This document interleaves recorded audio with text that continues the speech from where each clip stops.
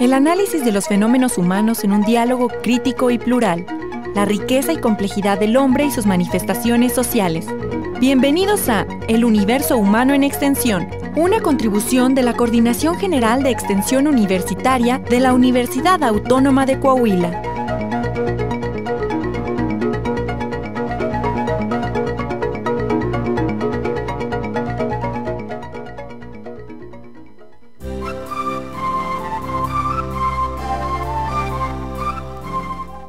Hola, ¿qué tal? Muy buenas tardes. Saludamos con mucho gusto a nuestro auditorio. Les saluda Ernesto Duque Padilla. Este es su programa, El Universo Humano en Extensión.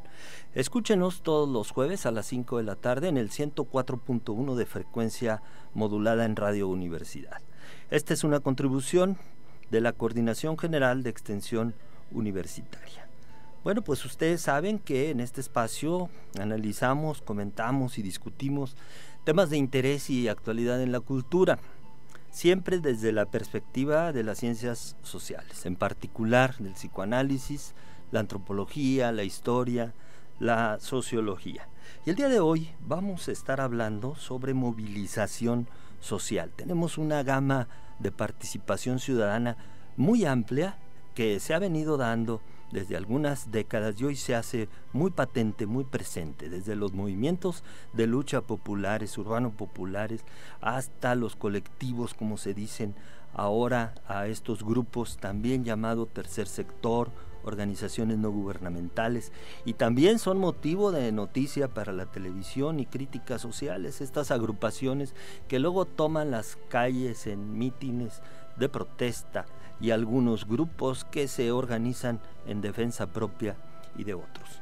Y bueno, pues para eso hemos invitado a la licenciada María Guadalupe Imormino de Haro. Ella es una talentosa egresada de nuestra Facultad de Jurisprudencia y se ha ocupado de algunos temas, sobre todo de transparencia y rendición de cuentas, y quisimos invitarla a dialogar. Es un diálogo, es una entrevista informal, platicamos de este tema.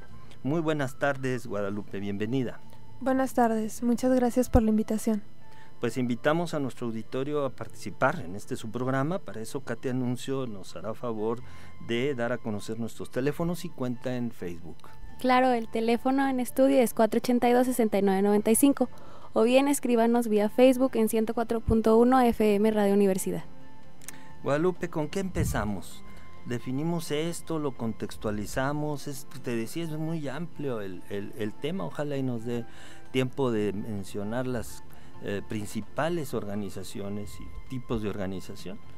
Bueno, yo creo que para poder hablar de la movilización de la sociedad civil en la actualidad tendríamos que comenzar por dar un contexto general. Y es que hoy en día uno de los desafíos de mayor relevancia en la actualidad, incluso en el ámbito internacional, es la búsqueda de la consolidación de una democracia auténtica, es decir, una democracia que permita que cualquier ciudadano participe e incida en el desarrollo local, sin necesidad de que esté afiliado a una asociación política o forme parte de la administración pública. Esto a través de la búsqueda de cambios necesarios dentro de las distintas facetas en donde se ejerce el poder público, ya sea el ejecutivo, legislativo, judicial y en general sobre cualquier situación que afecta el interés de la colectividad. Es por eso que yo creo que es necesario iniciar con el concepto de participación ciudadana. En general, no precisamente de organizaciones no gubernamentales, ¿verdad? Así es, en general. Y lo podemos conceptuar como un derecho que tiene todo ciudadano para incidir en la toma de decisiones y en la implementación de las acciones que se realizan en ejercicio del poder público, con la finalidad de canalizar, dar respuesta o ampliar los derechos económicos, sociales, culturales, políticos o civiles de las personas, e incluso aquellos derechos que se refieren a las organizaciones o grupos en que se integran las personas, y bueno, de esta forma, por ende, se tutela a la sociedad en general y el interés de esta. Bueno, pues eso está muy bien así dicho, como tú lo sabes hacer, pero en realidad tiene muchas vertientes esto de la participación. Implica, como bien lo afirmas, el concepto de democracia y desde luego también libertad. Pero en la realidad nuestra sociedad ha sido históricamente poco participativa. aunque, como ya lo hemos dicho, en las últimas décadas ha habido una gran movilización de los grupos organizados y la participación en la sociedad. Lo cierto es que seguimos siendo dirigidos en la mayor parte por las decisiones centrales de los gobernantes y poco acostumbrados estamos a participar efectivamente. Bueno, entonces esto de la movilización tiene su historia. Mira, yo creo que es a partir de los 40, podría ser. Bueno, lo que pasa es que el ámbito es muy largo. Si hablamos de las luchas sociales y de los movimientos urbanos populares, podríamos ubicar algunas grandes fechas, ¿no?, que marcaran nuestra historia. El movimiento del 68 despertó gran participación social y dejó ahí una herida en la sociedad y un resentimiento que permitió fundamentar la ideología y la pasión de muchos grupos políticos. Pero también tiene que ver en esto el contexto internacional. Por ejemplo, la Revolución Cubana, ¿no?, en 1959 alienta a los jóvenes de aquella época, y creo que es muy importante la década de los 70s. Hablando de lucha y participación social, no estoy hablando todavía de organizaciones no gubernamentales, pero quiero introducir este tema porque, según yo he encontrado en algunos teóricos, se explican la presencia de las ONGs como un legado de aquellos movimientos que se transformaron adaptándose a los esquemas de organización política y gubernamental. Pero hubo algo importante por ahí en la década de los 60, 70, porque algunos fondos internacionales, sobre todo europeos, empezaron a alentar mucho el desarrollo de América Latina, y entonces por ahí empezaron a desarrollarse muchas organizaciones sociales que reciben fondos internacionales, y actualmente en gran medida las ONGs dependen de fondos y subsidios, aunque tú ya nos dirás que esto no es absolutamente cierto, ¿verdad? Así es. Bien, yo quiero comentar en este pequeño espacio un acontecimiento importante, porque en días pasados en la Escuela de Ciencias Sociales, donde se ubica la carrera de Historia, se presentó un libro que se llama El Movimiento Urbano Popular en La Laguna, 1970-1980, de Salvador Hernández Vélez. Por ahí estuvo Adolfo Oribe Bellinger presentando, Carlos Manuel Valdés, Carlos Recio, y el propio autor. Yo tengo este libro en mis manos y me parece que es una obra indispensable para conocer cómo se dieron los movimientos sociales urbanos populares en La Laguna. Era necesario que Salvador escribiera esto y dejara testimonio de aquellos tiempos, de cómo se movilizaban los jóvenes, los estudiantes y los colonos con los obreros y los trabajadores del campo también. Este es un ejemplo de cómo ha sido la participación en movimientos de lucha social, y nos explica también esto que yo decía, el contexto internacional y nacional, qué pasaba, cuáles fueron las coyunturas que hicieron que esos jóvenes se animaran a meterse a movimientos. Una de las cosas que me llama la atención en el libro es el concepto de participación que ellos tenían. Los dirigentes no eran representantes de grupos, no señor, participaban por igual en una orientación totalmente horizontal y se iban a vivir y a trabajar con las gentes. Históricamente yo ubico dos personajes que hicieron esto y son ejemplo de participación social. Uno es Vasco de Quiroga y otro es Miguel Hidalgo. Vasco de Quiroga hizo posible, o hizo un tiempo realidad, la utopía de Tomás Moro, influenciado también por el príncipe del humanismo Erasmo de Róterdam, y aprendió tarasco y defendió a los pobres. Hizo el Hospital Santa Fe, el Hospital Pueblo, la organización. Ustedes vayan a aquella región y van a encontrar en Michoacán todavía la presencia de él a través de las guitarras, a través de la cerámica, a través del manejo de las cosas que hacen para vivir. Y el otro fue Miguel Hidalgo, que se comprometió con su comunidad, también les enseñaba, tenía talleres y educaba a la población. Y como saben, pues encabezó nada más y nada menos que el movimiento independencia. Y vamos a regresar con nuestra invitada entonces, María Guadalupe Imormino de Aro, y ahora sí ya en la actualidad de lo que son las organizaciones de la sociedad. Muy bien, bueno, la movilización de la sociedad civil como una vertiente de la participación ciudadana en la acción colectiva se manifiesta de distintas formas. Podríamos estructurarla de la siguiente manera. Primeramente, la movilización de la sociedad civil de forma organizada, en las cuales podríamos incluir a las ONGs, es decir, organizaciones no gubernamentales, a las organizaciones de la sociedad civil, a las organizaciones no lucrativas, a las instituciones de asistencia privada, asociaciones de beneficencia privada. Eso sería por lo que hace a la movilización de la sociedad civil de forma organizada. Pero también contamos con que la sociedad civil se mueve de manera pues no tan estructurada, y podemos citar varios ejemplos como son las marchas, los cacerolazos, la sentada virtual. Cada uno tiene su toque muy específico, y bueno, realmente son algunos de esos los que se han dado en México, no son todos. Y bueno, en México también tenemos los movimientos sociales que de alguna manera podríamos conceptuar fuera hasta cierto punto de la legitimidad, e incluso ilegales, como las autodefensas. Todo eso es discutible, ¿verdad? Y está en los medios. Hay gente que ve plenamente justificada esta presencia de los grupos por las carencias del Estado. La sociedad ha tenido que salir a las calles para defenderse. Y bueno, hay quienes dicen que se han excedido. Así es, lo que pasa es que esto de las defensas, autodefensas, es un movimiento como respuesta de la sociedad ante el constante peligro de sufrir por la organización delincuencial que pues vivimos en México, y que bueno, de alguna manera ha venido a minar su estilo de vida, su forma de vida, y ha venido a acabar con su libertad en muchos aspectos. Entonces la sociedad reacciona de esta forma.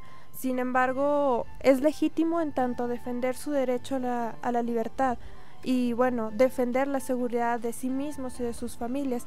Sin embargo, pierde su legitimidad en el momento en el que se utiliza la violencia para ahora sí que terminar con la violencia. Eso no puede llevar a nada bueno, y no es legal. De hecho, no hay ninguna norma que sustente este tipo de movilización, que no por ello deja de ser un tipo de movilización de la sociedad civil. Bueno, tú como abogada efectivamente dices que no es legal, pero pues yo como abogado del diablo te digo que en la historia un movimiento importante sin violencia no se da, y no creo que haya una ley que permita las revoluciones, ¿verdad?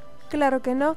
Es cierto, yo sé, históricamente, pues bueno, siempre ha sido así, pero también es cierto que hoy en día contamos con diversos mecanismos legales que nos permiten incidir en toda la esfera del poder público.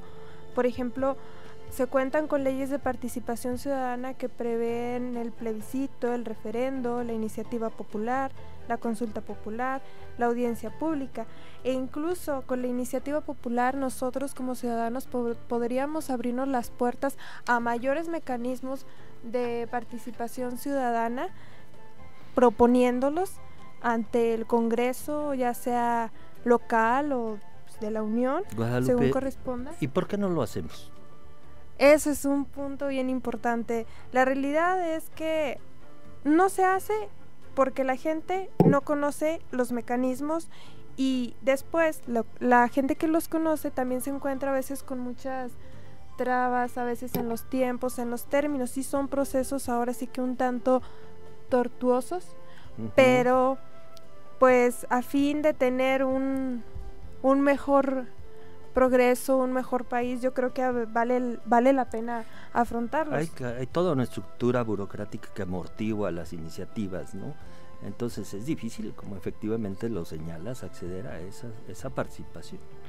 Y bueno, la experiencia de estos jóvenes de entonces, Salvador Hernández Vélez, Adolfo Oribe, otros gentes que participaron en los movimientos urbano-populares, es que no tenían ciudadanos, no había el concepto de ciudadanía. La gente estaba pasiva. Cuando les daban la palabra no la utilizaban, no sabían qué decir, en las asambleas no participaban y tuvieron que levantar esa inhibición, apoyarlos para que desarrollaran su derecho a participar y hacerlos sujetos, es decir, lo que ahora se llama apropiarse, ¿no? Empoderarse. Ellos decían que había que hacerlos sujetos de su propia historia y les enseñaron la autogestión. Hoy las organizaciones de la sociedad civil tienen en gran medida como objetivo la autogestión. Hay organizaciones que se dedican a problemas de salud, a problemas ambientales. El asunto de los derechos humanos ocupa un gran número de asociaciones de este tipo, problemas educativos, toda la cuestión de la problemática de la mujer y todo lo que tiene que ver con discriminación y trato desigual, ayuda humanitaria, cuestiones de emergencia, en fin, la gama es muy amplia en la que las organizaciones participan, Y bueno, ¿qué son las ONGs? ¿Cuándo nacen? ¿Cómo nacen? Mira, yo encontré un dato interesante. Hay 2 referencias, y no son muy antiguas, estamos hablando de los 40, cuando la Organización de Naciones Unidas nombró así algunos participantes que estaban ahí en las reuniones, pero que no contaban con representación oficial. Entonces es un rasgo interesante que desde un origen se definen con un rasgo negativo, no gubernamentales, en oposición a las que tenían la representación oficial. Pero hay otras personas que explican que el término se origina a partir de una definición que hace el Banco Mundial a finales de la década de los 40, para definir así al conjunto de asociaciones y organizaciones de cooperación para el desarrollo. Entonces, desde sus orígenes son reconocidas así, y hoy se han diversificado. ¿Cuáles serían las características, Guadalupe, que definen a una ONG? Bueno, estas organizaciones asumen un rol transformador o de cambio, coadyuvando hacia el desarrollo integral de la comunidad en donde despliegan su acción, siendo pues su presencia indispensable, como usted lo mencionaba, desde sus orígenes, para contribuir a ese desarrollo. Y bueno, sin embargo, estas organizaciones también tienen unos aspectos negativos en cuanto a la forma en que son percibidas por la sociedad, es decir, este problema radica en que por un primer momento la sociedad desconoce o bien de que existen, es decir, quiénes son, qué hacen, cómo lo hacen, para qué lo hacen, a quién benefician todas sus actividades. O sea, ¿cuántos de nosotros podemos decir que sabemos exactamente cuántas organizaciones o no gubernamentales, de la sociedad civil o no lucrativas hay en nuestra entidad? Yo creo que serían muy pocas las personas que pudieran tener este dato, y más aún llegar a conocer cómo es que despliega su actividad cada una, qué recursos recibe, cómo los ejerce. Entonces, dentro de este contexto... Bueno, déjame entonces hacer un comentario, porque yo justamente esto le decía a Katia, y ella se dio a la tarea de ir a investigar aquí en el voluntariado, y nos trae una entrevista. Vamos a escucharla. Nos encontramos con el licenciado Aníbal Sobrón Rodríguez, director del voluntariado del DIF. Muy buenas tardes, señor Aníbal. Muy buenas tardes. Para comenzar, ¿puedes comentarnos qué es una organización no gubernamental? Bueno, un organismo no gubernamental o organismo de la sociedad civil son aquellos organismos que se dedican a apoyar a personas en estado de vulnerabilidad sin ningún fin de lucro. Ok, y en Saltillo, ¿cuál es el número aproximado de las ONG? Bueno, tenemos en Coahuila tenemos 849 organismos de la sociedad civil registradas ante la Secretaría de Gobernación. En este momento están inactivas, pero el resto están funcionando. Este tipo de organizaciones se encuentra dividido por regiones, lo tenemos dividido por regiones, y tenemos que en la sureste están el 31%, en la laguna el 43%, en la zona centro el 11%, en la carbonífera el 5%, y en la norte está el 8%. ¿Y existen tipos, es decir, estar clasificados, por ejemplo, en ambientales? Hay diversos tipos de organizaciones, claro que sí, y sí están clasificadas, más es por su género. Sí hay organismos de la sociedad civil que protegen el medio ambiente, pero también los hay que se encargan de salud pública, que se encargan de las organizaciones, que se encargan de adicciones, de apoyo educativo, de asistencia alimenticia, de asistencia social en general, de atención a la juventud, de atención médica, de capacidades diferentes, de casas hogares, de clubes de servicios culturales, de derechos humanos, en fin, hay una gran gama de organismos de la sociedad civil, ya que cada uno atiende a diferentes tipos de personas. Ok. ¿Y existen problemas actualmente con estas organizaciones? Pues no que sepamos nosotros si existe algún problema o no. Nosotros, la intención del voluntariado es ser el vínculo y tiene la creencia de que juntos, sociedad y gobierno, hacemos más. Hay muchos lugares a donde no puede llegar el gobierno y que estos organismos de la sociedad civil llegan brindando apoyo a personas que lo necesiten, ya sean pues de los diferentes tipos que acabo de mencionar, de salud, de niños, de casas hogares, de asistenciales, de cáncer, muchos tipos de organismos. Ok. ¿Y a dónde debe acudir como ciudadano una persona para unirse a uno de esos grupos? Bueno, a los grupos directamente, pero puedes venir aquí al voluntariado y te decimos qué tipo de, cuántas asociaciones hay, dónde están ubicadas, para que puedas ir a visitarlas. Con todo gusto te pasamos la ubicación según en lo que estés interesado en participar. Ok, muchas gracias. Bueno, esto ha sido todo.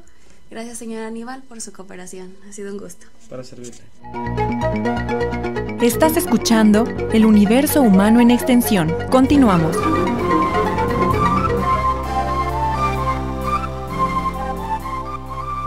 Ya regresamos, estamos hablando sobre movilidad de la sociedad civil en la actualidad con la licenciada María Guadalupe y Mormino, y escuchábamos los datos de lo que es el voluntariado en nuestro estado, esta acción solidaria, altruista, no lucrativa, no gubernamental que tienen los grupos de nuestra sociedad. Me llama la atención un dato Guadalupe. El sureste, que es donde se encuentra nuestra ciudad, tiene una representación, una participación, digamos, del 31% del total de las ONGs, mientras la laguna es más alta, tiene el 43%. La región centro nos decía el 11%, etcétera. Y de estas 846 organizaciones no gubernamentales, nos comentabas poco, sabemos algunos.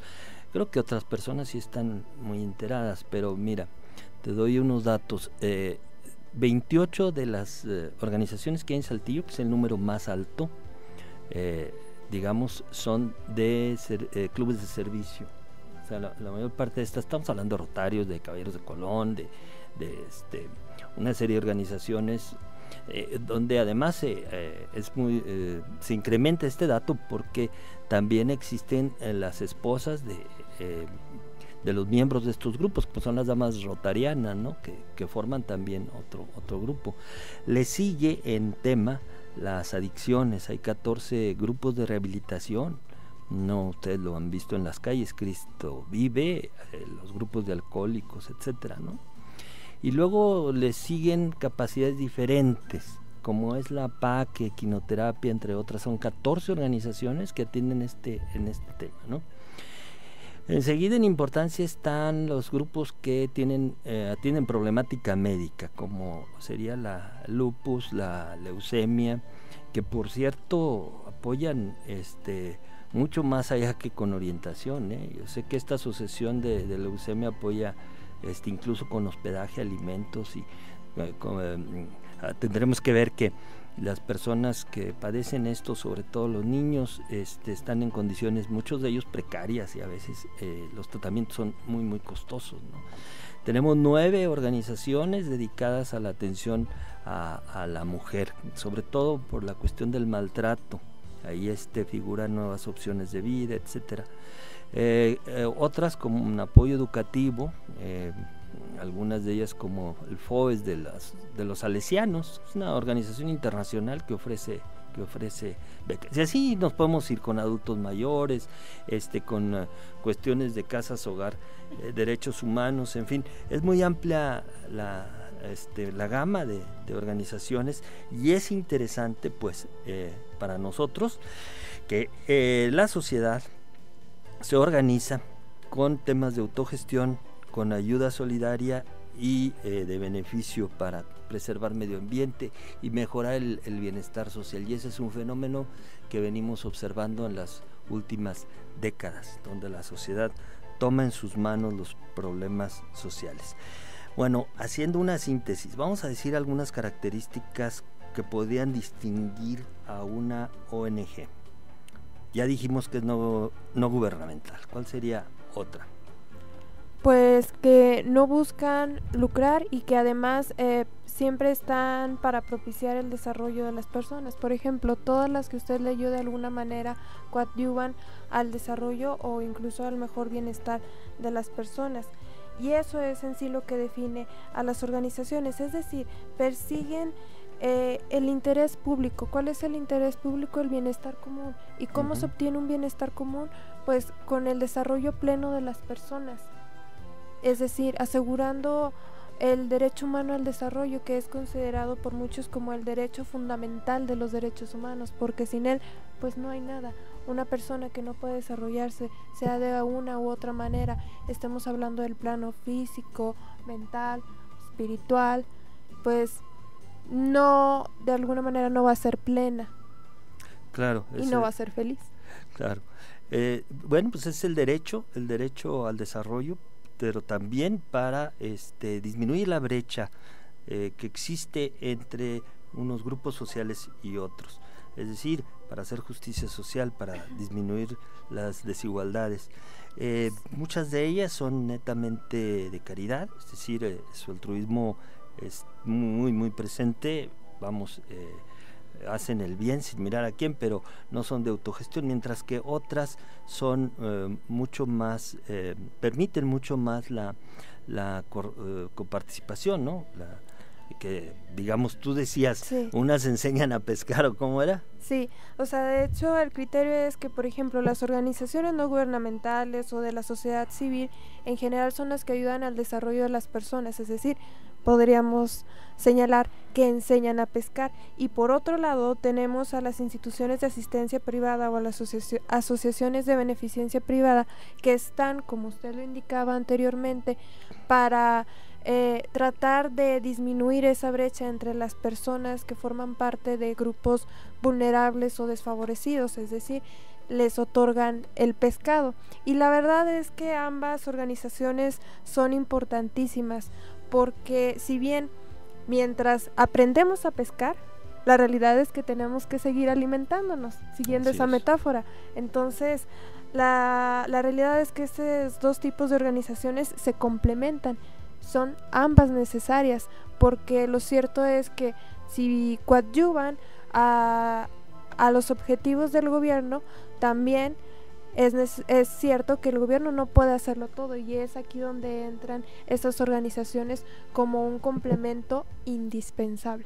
Bueno, pues hemos hecho un breve recorrido por la movilidad social, por los distintos tipos de organización y participación ciudadana que hoy está muy presente, desde las luchas por reivindicar los derechos en movimientos urbanos populares hasta los cacerolazos, como decía Guadalupe, y marchas y movilizaciones que se juzgan ilegales, pasando por una serie de temas de salud, ayuda humanitaria, educación, derechos humanos, medio ambiente, en fin, es muy amplia la variedad que hay. Yo no me imagino una sociedad, cómo sería la situación sin Cruz Roja, por ejemplo, que es una asociación a final de cuentas internacional que ha tomado mucho prestigio. Y bueno, pues ya estamos para despedirnos. Yo le quiero agradecer mucho su presencia a la licenciada María Guadalupe y Mormino de Aro. Acá te anuncio también su participación, a Nicolás Castañeda en los controles, y me despido de ustedes deseándoles como siempre salud y vida. El universo humano en extensión. Una contribución de la Coordinación General de Extensión Universitaria de la Universidad Autónoma de Coahuila. Escúchanos en nuestra próxima emisión, aquí en el 104.1 de Radio Universidad. La cultura universitaria en el cuadrante.